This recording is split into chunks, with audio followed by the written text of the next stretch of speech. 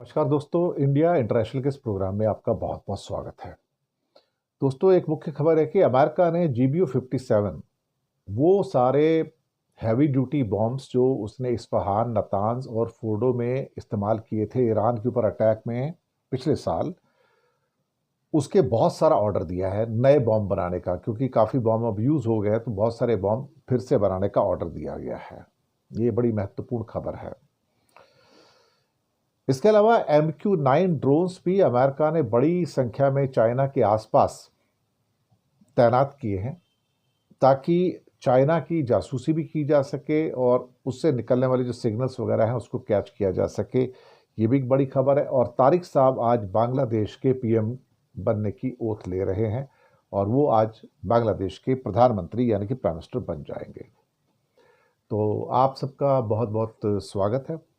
सबसे पहले जो बात करेंगे कि अमेरिका ने GBU-57, ये मतलब एक बड़े बंकर बस्टर बम, जो बड़ी बड़ी जो चट्टानें होती हैं, बड़ी बड़ी कंक्रीट की जो परतें होती हैं, उसको भी ड्रिल करके नीचे जाके ये पूरा का पूरा विनाश कर दे। अब ये बॉम्ब्स को दोबारा से ऑर्डर दिया गया है। वहाँ की एक ऑर्डिनेंस पेनिट्रेटर को जो हैं वहाँ पर ख़ास तौर से बोइंग को, उसका जो एक डिपार्टमेंट है, उसको बंकर बस्टर बम्स का ऑर्डर दिया है और अपने स्टॉक को भरने के लिए इसको दिया गया। ये बम दरअसल B-2 जो बॉम्बर्स हैं उनसे गिराए जाते हैं। पहले भी गिराया गया था और अब चूंकि कई बॉम्ब्स इस्तेमाल कर लिए गए थे, खासतौर से 21 जून 2025 को ईरान के खिलाफ, तो उसका स्टॉक कम पड़ रहा था।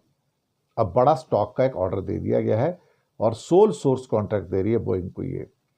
अब ये बोइंग अकेली ऐसी कंपनी है जो GBU-57 ऑर्डिनेंस पेनिट्रेटर जैसे बम बनाती हैं, और हालांकि इसकी नंबर्स नहीं दिए गए कि कितने ऑर्डर किए गए अल्टीमेटली, कॉन्ट्रैक्ट की कीमत कितनी होगी, डिलीवरी डेट क्या है, इसकी वजह क्या है जो इतने ऑर्डर किए गए हैं। लेकिन इसको एटम बम को छोड़ दो तो ये अमेरिका की एयरफोर्स का सबसे पावरफुल नॉन न्यूक्लियर बॉम्ब माना जाता है।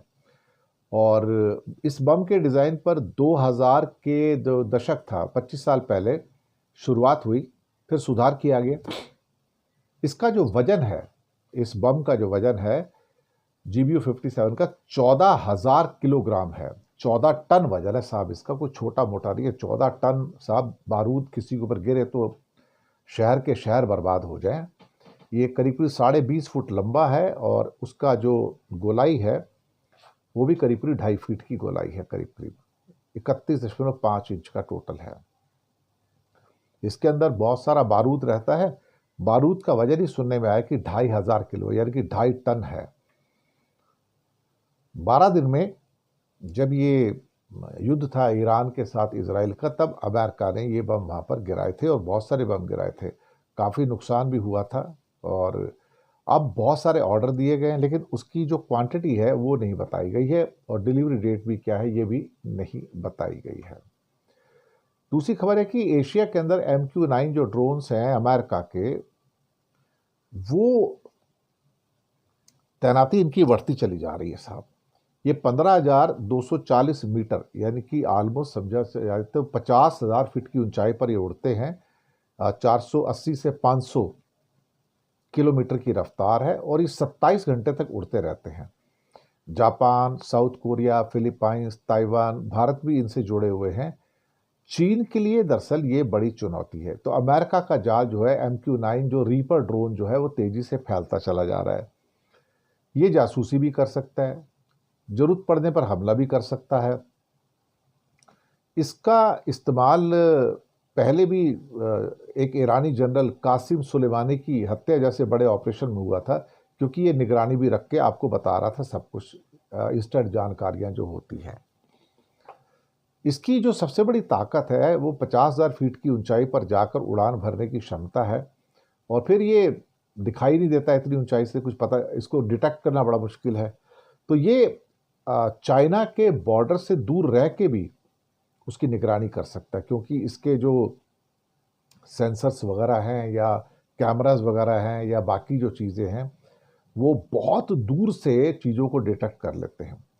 कहा जा रहा है कि इसमें जो हाईटेक सेंसर्स हैं, सैटेलाइट कम्युनिकेशन सिस्टम्स हैं, हाई रेजोल्यूशन कैमरास हैं, रियल टाइम में ये जानकारी भेज देगा। यानी कि साउथ कोरिया के ऊपर अगर वो उड़ रहा है और साउथ कोरिया का ही है तो वहाँ से चाइना के अंदर की सारी जानकारियाँ ये इकट्ठी कर लेगा वहीं अपने एरिया में उड़ते उड़ते ही। और ये लेज़र गाइडेड बम और मिसाइल भी ले जा सकता है। जनवरी में एक MQ-9B एक नया मॉडल भी आया है। ये नीचे जो क्या कहते हैं, जो पनडुब्बियां हैं, जो सबमरीन्स हैं, ये उसका भी पता लगा सकता है, सुनने में आया है। अभी तक किन किन देशों के पास है? यहाँ जापान के ओकिनावा के अंदर 14 MQ-9 तैनात किए गए हैं। दक्षिण कोरिया के कुनसान एयरबेस पर हैं, फिलीपाइंस के बासा एयरबेस पर हैं, और यहाँ से जो ईस्टर्न चाइना सी है, ताइवान स्ट्रेट है और साउथ चाइना सी पर लगातार नज़रें आराम से रखी जा सकती हैं। तो जापान भी, अमेरिका अपने सहयोगियों को सभी को ये ड्रोन्स दे रहा है। ताइवान ने 4 ड्रोन मंगाए हैं। भारत ने भी 2 ड्रोन लिए हैं। 2024 में 31 और ड्रोन खरीदने का एक सौदा किया जो 2028 से मिलेंगे। साउथ कोरिया और ऑस्ट्रेलिया के पास भी सारी नई नई पेशकश हैं। चीन के खिलाफ इस ड्रोन के जरिए अमेरिका अपनी एक किस्म से कहा जाए तो घेराबंदी कर रहा है। एक आखिरी खबर, तारिक रहमान बांग्लादेश की आज प्राइम मिनिस्टर की ओथ लेंगे। उनकी आज ताजपोशी होगी। सुनने में आया कि करीब करीब 1200 मेहमान हैं जो अलग अलग देशों से आ रहे हैं। मोदी तो वहाँ पर नहीं गए। इनके कैबिनेट में 35 से 37 नए मिनिस्टर हो सकते हैं और देखते कितने होते हैं कि कौन कौन होगा। लेकिन कल हमने बताया था कि गोएश्वर चंद्र जो है, एक हिंदू जो हैं, जो पहले से ही इनके साथ रहे हैं, वो मिनिस्टर बनेंगे। तो ये शाम को 4 बजे के करीब बांग्लादेश टाइम के हिसाब से वहाँ पर इनको शपथ दिलवाएंगे सबको। और तारिक रहमान ने बोगरा 6 की सीट से इस्तीफा दे दिया है और ढाका 17 की सीट से वो बने रहेंगे MP को। तो बोगरा 6 की सीट का फिर बाद में री इलेक्शन होगा और BNP के चीफ ने इलेक्शन कमीशन को इस मामले में लेटर भी भेज दिया है। ये करीब करीब 25 सालों के बाद ऐसा होगा कि BNP का कोई नेता जो है प्राइम मिनिस्टर बनेगा। जी हाँ, 2.5 दशक के बाद, 17 साल के बाद तो वहाँ से लौटे हैं। करीब 35 साल के बाद ऐसा हो रहा है कि जहाँ पर कोई मेल अब उसका प्राइम मिनिस्टर बनने जा रहा है, क्योंकि करीब करीब 30-35 साल तक तो इन्हीं दोनों का राज था, खालिदा जिया का और शेख हसीना का। तो ये बेगमों की लड़ाई में पूरा बांग्लादेश 30-35 साल था। तो बहुत दिनों के बाद एक मेल मेंबर आ रहा है, एक पुरुष आ रहा है जो वहाँ का प्राइम मिनिस्टर बनेगा। तो शुक्रिया आपका बहुत बहुत। चैनल को सब्सक्राइब कीजिएगा। हो सके तो छोटी छोटी आर्थिक मदद भी कर सकते हैं। नीचे हमने आपके लिए UPI नंबर, बैंक का और नंबर भी दिए हैं। किसी एक को चुनकर छोटी मदद करेंगे तो अच्छी पत्रकारिता को आगे बढ़ाने में आप हमारे सहयोगी भी बनेंगे। धन्यवाद आपका।